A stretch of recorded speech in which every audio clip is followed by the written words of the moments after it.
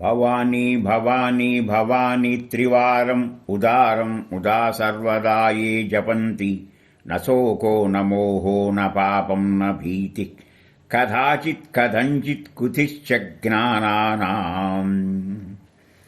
బ్రహ్మశ్రీ తాడేపల్లి రాఘవనారాయణ శాస్త్రి గారు, ఆయన్ని చందోల్ శాస్త్రిగా పిలుస్తారు. ఆయన మహాపండితులు, మహాకవులు, అన్నింటికి మించి దేవీపాసకులు, బ్రాహ్మీభూతులు. ఆయన ధనాదాయం లేకపోయినా ఆయన ఏది సంకల్పించినా అమ్మ తోడుగా ఉండి జరిపించేదని భక్తుల యొక్క నమ్మకం. ఆయనకి తగినట్టుగానే ఆయన ధర్మపతి దేవమ్మ గారిని కూడా వారిద్దరినీ సందర్శిస్తే చాలా ధన్యులు. ఆయన పుత్రుడే ఈ యొక్క ఆయన తండ్రి వెంకటప్పయ్య శాస్త్రి గారు. ఆయన చాలా బాల ఉపాసకులు. ఆయన ఏమంటారంటే, జన్మ ఎత్తినందుకు ఎలా సార్థకత అనేదానికి జన్మాన్యతీతాని కియంతి మేహో ఉచ్చావచత్వం యథా భూత్ సుఖ దుఃఖ హేతు ఆజీవదా సతమతాం అభివజ్య ప్రాణ్య బాలీ తవ అనుగ్రహే గ్రహావశాన్మమ సుప్రభాతం. మనకు అంతుపట్టని విషయం ఏంటంటే, ఎన్నో జన్మలు గడుస్తాయి. అవి ఎన్ని గడిచాయో ఇంకా ఎన్ని గడవాలో మనకు తెలియదు. అయితే సుఖ దుఃఖాలు లేకుండా, సుఖస్పర్శ లేక దుఃఖస్పర్శ లేకుండా జీవితం గడవడం చాలా కష్టం. జీవితంలో ఎన్నో ఎత్తుపల్లాలు అందరికీ ఉంటాయి. అయితే ఆయన అంటారు, ఆయన పుణ్యప్రారంధం వలన నీకు ఈ జీవితంలో దాసుండయ్యాను, నీ అనుగ్రహం వలన నాకు మంచి రోజులు వచ్చాయి, నాకు సుప్రభాతం అయిందని చెప్పేటువంటి విషయమే మనకి ఇందులో కనపడుతుంది. కనుక మనకి జన్మ దుఃఖం, జరా దుఃఖం, జాయా దుఃఖం, ఎలా పుట్టామనేది కాకుండా ఎలా దాటాము, ఈ దాటే లోపల మన జన్మ సార్థకత కోసం మనం ఏం చేసామనేది కూడా చాలా విశేషంగా చూసుకోవాలి. ఈయన తండ్రికి తగిన తనయులు. అందువల్ల వీరిద్దరిని పితాపుత్రులుగా, వ్యాససుకులుగా, కలియుగ బ్రహ్మర్షులుగా అభివర్ణిస్తూ ఉంటారు.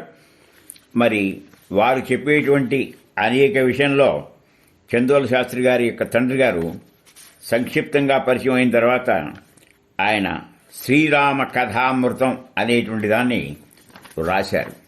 ఆ శ్రీరామ కథామృతంలో ఉన్నటువంటి ఏంటంటే, వాల్మీకి రామాయణంలో అయితే 24,000 శ్లోకాలు, ప్రతి 1000 శ్లోకాలకి మనకి గాయత్రి మంత్రం కనబడుతుంది. అయితే ఇక్కడ ఏంటంటే, వెంకటప్ప శాస్త్రి గారి యొక్క రామ కథామృతంలో 24,000 గద్య పద్యాలుంటాయి. ఇది ఆయన యొక్క రామాయణం యొక్క గొప్ప విశేషాంశం. అందువల్లే ఈయన జీవితంలో అనేక రకమైన అగ్ని పరీక్షలు జరిగాయి. భ్రమణం అంటే ఏంటంటే, ఏది జరిగినా మన మంచి కొరకే అనేటువంటి సత్సంకల్పం ఆయనలో ఉండేది. ఆయన్ని ఒకానొక సందర్భంలో ఎక్కడో ఒక మంచి పని మీద తీసుకెళ్లారు, కానీ దారిలో దొంగలు దోచేశారు. ఏమీ లేదు, ఒక అంగవస్త్రం. ఆయనగా ఆయన ఆలోచించారు, భగవంతుడు ఎంత కృపామయుడు, నన్ను వదిలిపెట్టేశారు, కానీ ఈ అంగోస్త్రం కూడా దోచితే ఉండేది దిగంబరత్వం. ఒకవేళ వాళ్లల్లో గనక దుర్మార్గం పెరిగి నన్ను చంపి ఏదో ఉందని చెప్పి ఆశించి చంపితే చిదంబరత్వం. ఇప్పుడు నన్ను వదిలేశారు గనక నాకు మృత్యుంజయత్వం అన్నారు. కనుక ఇక్కడ మనం గమనించాల్సినటువంటి అనేక విషయంలో ఏంటంటే, ఆయన బాలామంత్రానుష్ఠాన పరులు, షడాక్షరి. ఆ షడాక్షరిలో ఓం ఐం హ్రీం శ్రీం. కనుక ఈ ఐం హ్రీం శ్రీం, శ్రీం హ్రీం ఐం అనే దాంతో ఇచ్చారు. అందువల్ల ఆయన జీవితంలో చవిచూచినటువంటి అనుభవాలు కోకొల్లలు. అందులో as it is where it is, ఉన్నవాడివి ఉన్నట్టుగా ఉండు, అంతేగాని దేన్ని గురించో నువ్వు అర్రులు చాచకు అనేటువంటి ఒక సంభావన మనకు జరిగింది. అది ఏమిటయ్యా అంటే, ఇది రాగద్వేషాలే మనకి దేనికైనా ఇదేది. ఐహిక శ్రద్ధను మానేసేసి అనేక ఉంటాయి. మీరు చూడండి, భగవద్గీతకి ఈయన జీవిత చరిత్రకి అన్వయం చేసుకుంటే ఆకాశం ఉంది. యథాగతం ఆకాశం సౌక్ష్మ్యాత్ ఆకాశానోపలిప్యతే సర్వత్రావస్థితో దేహీ తదాత్మానోపలిప్యతే. ఆత్మ మన శరీరం అంతా ఉంటుంది. ఆత్మ అంటే చైతన్యం. చైతన్యం లేకుండా ఒక పక్కన ఒక కాలు కనుక చైతన్యం లేకపోతే చచ్చుపడినట్టే కదా. అలాగే ఆకాశంలో మేఘాలు ఉంటాయి, సూర్యుడు ఉంటాయి, నక్షత్రాలు ఉంటాయి. అయినా ఆకాశం ఏది సూర్య నక్షత్రాలతో అంటుకోదు. అలాగే యోగి అయిన వాడు ఏం చేయాలంటే రాగద్వేషాలకు అతీతంగా ఉండాలని చెప్పేటువంటి సందేశమే. ఇకపోతే ఆయన శాశ్వత ఐశ్వర్యం అంటే అమ్మవారి నామాలు తగినట్టుగా ఆయన యొక్క జీవితం నడిచింది. ఆయనకి ఏమైందంటే నవరాత్రుల్లో 3 రాత్రులు ముఖ్యంగా చేశారు. చివరి రోజున ఆయన దగ్గర యథార్థంగా చేయడానికి ఏమీ డబ్బులు అంతా దైవ కృపతోనే మొదల్లో చెప్పుకున్నట్టు జరిగేది. ఆ తల్లి యొక్క ఇది చిన్న బాలికల ఆయన కలలో గల్లు గల్లున అందులు రావడంతో వచ్చింది. ఒరేయ్ ఒళ్ళు చేయబట్టు ముష్టి పెడతాను పట్టు అన్నాడు. పిటికెడి బంగారు వడ్ల గింజలు వారి పై పంచిలో భిక్షపెట్టింది. అవి తడుక్కును మెరిసాయి. ఇంకో విషయం గుర్తుంచుకో, రేపు ఉదయం నీకోసం బండి వస్తుంది, ఆ బండిలో వెళ్ళు, ఎక్కడికి ఏమిటి అంటకన్నారు. అది యథార్థంగా ఆ కళ నిజమైంది. ఆ ఉదయమే రాజులు ఇక్కడ బాగా స్థితివంతులు కాజీపాలెం వారు వచ్చారు, అందులో వెళ్ళాడు. ఈయన కోసం ఎదురు చూస్తున్నారా అన్నట్టుగా రాజులు ఎదురొచ్చారు. అయితే ఏమిటా అని చూస్తే పరుపులు పరిచి ఎంతో స్వాగత మర్యాదలు చేశారు. ఆ రోజు నుంచి ఆయన జీవితంలో ఒక మలుపు వచ్చింది. ఏమిటా మలుపు అంటే శాశ్వత ఐశ్వర్యాన్ని దేవి శాశ్వత సంపదనిచ్చి జన వశీకరణం అయినటువంటి రోజు మాట.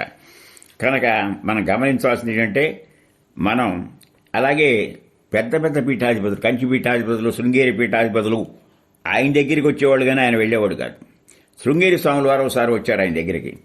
వస్తే ఏం చెయ్యాలా అని నేను ఆలోచిస్తూ ఆయన దాచిపెట్టుకున్న చిల్లరంతా ఒక చిరిగిపోయిన కొల్లాయి గుడ్డలో పోసి ఎదురుగుండా పెడితే, నేను దీనికోసం రాలేదు, కేవలం నేను చూడటానికి వచ్చాను, అయినా భిక్ష తీసుకోలేదని నువ్వు బాధపడతావు గనక ఆ నాణ్యాలను ఉంచుకో, ఆ కొల్లాయి గుడ్డ నాకివ్వు అనేటువంటి సన్నివేశం మనకి ఎంతగానే ఉంటుంది.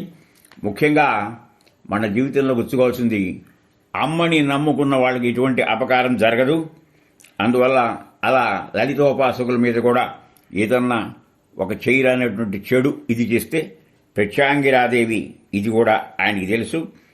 ఇంకొకసారి ఆయన సోదరుడు ఒకడు ఉబ్బసం అంటే అసలు ఊపిరి తీర్చుకోవడానికి వీలు లేనంత భయానకమైనటువంటి దీంట్లో ఉంటే ఎట్లా వీడి పెళ్లి కూడా అవడం కష్టంగా ఉంది, పెళ్లి అని ఆయన సంప్రజ్ఞాత సమాధిలో అమ్మవారిని దర్శించి ఏమిటి పరిస్థితి, ఒకవేళ ఇది తప్పనిసరి ప్రారంభం అనుభవించాలంటే ఇతని యొక్క 60 ఏళ్ల తర్వాత అనుభవింపజేయమని ప్రార్థించారు.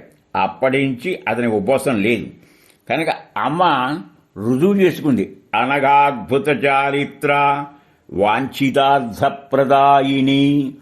అనగా చరిత్ర అంటే అద్భుతమైన చరిత్ర కలిగింది అమ్మవారని చెప్పి రుజువు చేయటమే కాకుండా మనకు కూడా వాంఛలు ఎలా ఉండాలంటే వాంఛిత అర్థవంతమైన వాంఛితలు తీర్చేటువంటిది అనే దాన్ని మనం ఇక్కడ స్ఫురింపచేసుకోవాలి. అలా స్ఫురింపచేసుకుంటే ఇక ఆయన మొట్టమొదటిసారిగా కాశీ వెళ్ళారు. కాశీలో ఏమైందంటే ఒక విచిత్రమైన సన్నివేశం జరిగింది. ఆయన తెల్లారుజామునే నారదఘట్టంలో గంగాతీరంలో ప్రాణాయామం చేస్తున్నారు. ఆ ధ్యానంలో ఆయనకి ఒక గొప్ప తేజోరాశి కనపడింది. ఆ తేజస్సు ఎలా ఉందంటే అడుగున పళ్ళవరస, కింద పెద్ద పెదవి గోచరించింది. అది కాశీ అంతా వెలుగుగా వ్యాపించింది. ఆ మర్నాడు స్నాన సమయంలో పురోహితులు కూడా గౌరీముఖే అని సంకల్పం చేయించారు. ఏమిటి దాని అర్థం ఏమిటని అడిగారు. వాడు చెప్పలేకపోయారు. ఆయన ఏమిటా అని చెప్పి ఆలోచిస్తూ ఉంటే ఒక కాశీ పండితుడి దగ్గర ఇంటికి వెళితే వాకిట్లో కూర్చున్నారు. ఓ పుస్తకం ఉంది అక్కడ. ఆ పుస్తకం ఏమిటంటే దేవీ భాగవతం. ఆయన పేజీ తెరిస్తే అందులో దక్షయజ్ఞంలో సతీ సహగమనం అంటే సతీ తన యొక్క శరీరాన్ని యోగాగ్నితో దహించి వేసుకుంటే ఆ యొక్క శరీరాన్ని, ఆ ఖాళీ శరీరాన్ని శివుడు చేతులతో ఎత్తుకుని కరాళ నృత్యం చేశాడు. దానివల్ల చాలా ప్రపంచంలో బీభత్సం వస్తుందని చెప్పి విష్ణువు బాణాలతో ఛిన్నం చేస్తే ఆ సతీదేవిలో ప్రధానమైన భాగం కాశీలో పడినట్లు వర్ణన ఉన్నది. అంతే. అందువల్ల సంకల్పంలో గౌరీముఖేని తిరిగి కూడా చేశారని చెప్పి ఈయనకి గోచరించింది. అలాగే ఇంకొకసారి ఆయన ఏం చేశారంటే తిరుపతి వెళ్లాల్సి వచ్చింది. తిరుపతిలో ఒక సహజంగా ఒక ధనవంతుడు ఒక 1000 రూపాయలు కట్టి ఒక ముఖ్యమైన దర్శనానికి వెళ్ళాడు. కానీ అక్కడ వాళ్ళు ఏమాత్రం లక్ష్యం లేకుండా జబ్బ పట్టుకుని బయటికి లక్కెళ్ళారు. వెనక వరుసలో ఉన్న ఈయనకి కోపం వచ్చి అతన్ని గదర బయటికి తీసుకెళ్లి నీకు వెంకటేశ్వర స్వామి దర్శనం మించిన దర్శనం చేయిస్తా అని చెప్పి ఆ యొక్క వాకిట్లో ఉన్నటువంటి దీని మీద ఆయన చూపించారు. ఏం చూపించారు అంటే అంతకు మించినటువంటి సందర్భంగా నీకు ఒక అనుభూతి కలుగుతుంది అని చెప్పేటట్టు చూడవయ్యా నేను దేవుణ్ణి చూపిస్తా అని చెప్పాడు. అతను కూడా అక్కడ ఉండగా పైకి చూడగానే ఎంతో ఆనందంతో గెంతులు వేశాడు ఆ భక్తుడు. దానితో నిజంగా స్వామి దర్శనం అయింది. పిచ్చి ఆనందంగా ఉన్నాడు. దానితో జనమంతా చుట్టుముట్టారు. ఆ ధ్వజస్తంభం దగ్గర చూపించిన దర్శనానికి అందరూ ముగ్ధులయ్యారు. సాదరంగా లోపలికి తీసుకెళ్లారు. ఇవన్నీ ఏమిటంటే తనలో ఉన్న శక్తిని బహిర్గతం చేసి సమాజంలో అందరికి ఉపయోగించేట్టుగా ఇచ్చేశాడు. కనుక ఈ బాలాంబికతో జీవితాన్ని ముడివేసుకుని ఎంతగానో జీవితాన్ని గడుపుకున్నారు. ఆయన యొక్క చివరి క్షణాలు కూడా చెప్పుకోదగ్గ విషయంగా నీలంరాజు వెంకటశేషయ్య గారు తన యొక్క దీంట్లో వర్ణించారు. ఏమిటంటే ఆయన ఏ రోజున ఎక్కడ పరమపదించారు అనే దానికి మనకి చాలా నిఘంటువైనటువంటి విషయాలు కానవస్తాయి. మరి దాన్ని చెప్పాలి అంటే జన్మలో కానీ ప్రవృత్తిలో కానీ కవితలో కానీ ఈయనలో దోషాలు ఏమీ లేవు. మార్గశిర బహుళ దశమి సోమవారం 12:40 అంటే డిసెంబర్ 1990లో చక్రేశ్వరి నావరణ సౌభాగ్యం పొందారు. శాశ్వత నమ్మకం కలిగిస్తూ వెళ్ళిపోయారు. ఆయన చితిమంటలలో వారి తలపైన ఒక ధూమ్ర స్త్రీ దర్శనమిచ్చింది. అది అదృష్టవశాత్తు ఒక ఫోటోలో గుర్తించారు. అది ఆంధ్ర భూమి పత్రికలో సెంటర్ స్ప్రైడ్లో వర్ణించింది. ఇది ఆంధ్రప్రదేశ్లో ఆనాడు అందరికీ పరిచయమే. ఈ విషయాన్ని చాలామంది నిర్ధారణ చేశారు. ఒక మహనీయుడు, ఒక ఉపాసకుడు ఇంత కృపగా జీవితాన్ని వెళ్లబుచ్చి ఆదర్శంగా నమ్మవలసిన వాళ్ళని నమ్మితే జీవితం సుగమమవుతుంది. మనిషికి ఉండాల్సింది విశ్వాసం కాదు, నమ్మకం. భగవంతుడంటే అందరికీ విశ్వాసం ఉంటుంది. కానీ ఎంతవరకు భగవంతుడు తనకు ఉపకరిస్తారని చెప్పి డౌట్, నమ్మకం ఉండదు. అందుకే వివేకానందుడు స్పృశించినట్టుగా better to have a bullet in the heart భక్తులే rather than the doubt in the mind. ఆయన ధర్మశిలో అనుమానం కూడా పెట్టుకుని వారిద్దరిని సందర్శిస్తే చాలా విచిత్రమన్యులు. ఆయన పుత్రుడే ఒక తుపాకీ గుండునైనా భరిస్తారు. కానీ వెంకటప్పయ్య గారు ఆ చదరని విశ్వాసంతో చాలా నమ్మకంతో జీవితాన్ని సుగమం చేసుకునేటువంటి అందరికీ ఉంది. జన్మ సార్థకత ఈశ్వరార్పణ బుద్ధితో నేపథ్యంతోనే ఏ పనైనా సజావుగా జరిగి